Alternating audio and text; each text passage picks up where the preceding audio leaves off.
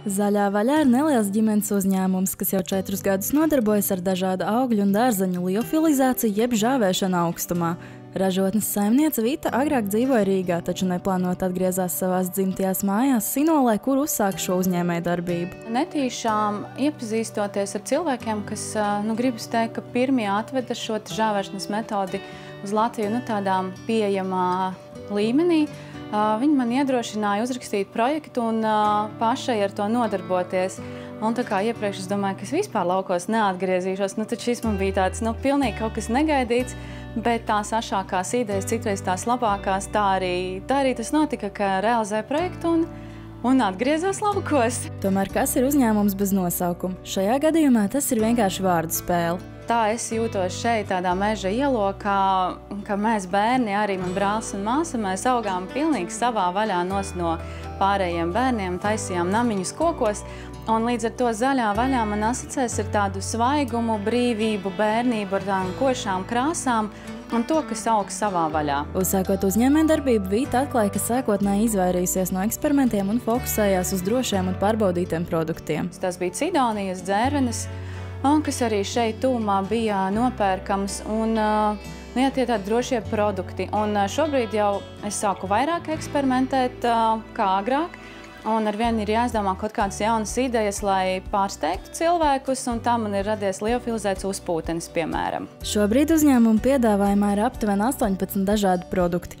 un lai gan sākumā jaunas idejas tika ieviestas lēnāk, ar laiku produktu klāsts ir kļuvis arvien plašāks. Pagājušajā gadā man bija ābolīši, pašā gada nogalē ābols ar piparmētrām un kanēli, tādi ļoti garšīgi un kraukšķīgi.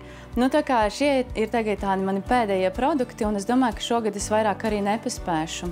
Bet ar šiem produktiem es tiešām lepojos, jo ļoti garšīgi. Tāpat svarīgi, ka izmantotie produkti ir kvalitatīvi un audzēti tepat Latvijā. Pārsvarā es audzēju visu pati, cik es varu izaudzēt, un produktus, ko nevaru, tos es iepērku. Un šobrīd gandrīz 100% audzētas manas ir zemenes, un tad rābarberi, tomāti ir manējie, ļoti daudz, kas īstenībā ir mans, bet to, ko es nevaru izaudzēt, to es iegādājos primāri no mūsu novada audzētājiem, un tad jau, ja arī viņiem nav piedāvājuma, tad es pērku kaut kur tālāk. Bet vienmēr cenšos domāt lokāli. Iespējams, daudziem vārds liofilizācija var būt svešs, tāpēc ir vērts noskaidrot, kāds ir pats ražošanas process. Pats sākums ir sasaldēts produkts.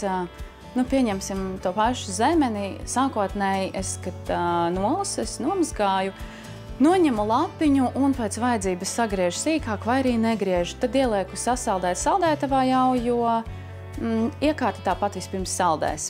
Tad, kad produkts ir sasalis, tad es lieku iekšā iekārtā, kura vēl sasaldē līdz vajadzīgai temperatūrai, un pēc saldēšanas tad ieslēdzas tā sublimācijas fāze, kuras laikā mitrums tiek atdalīts no produkta.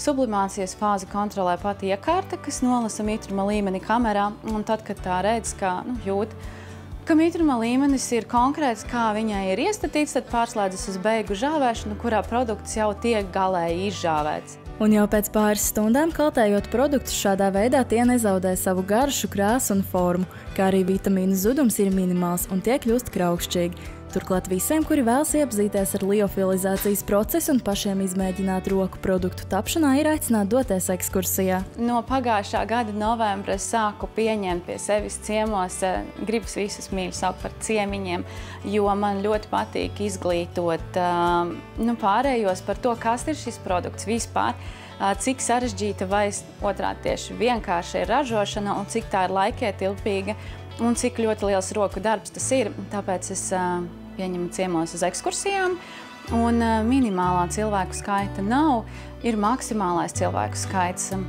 Bet var pieteikties zvanot, rakstot WhatsAppā, rakstot uz e-pastu, un tas man ir tiešām tāds ļoti liels prieks un gandarījums, kad atbrauc ciemos, un cilvēki aizbrauc projām ļoti smaidīgi, apmierināti, uzzinājuši ko jaunu, padarbojušies un vēl padegustējuši visu garšīgo.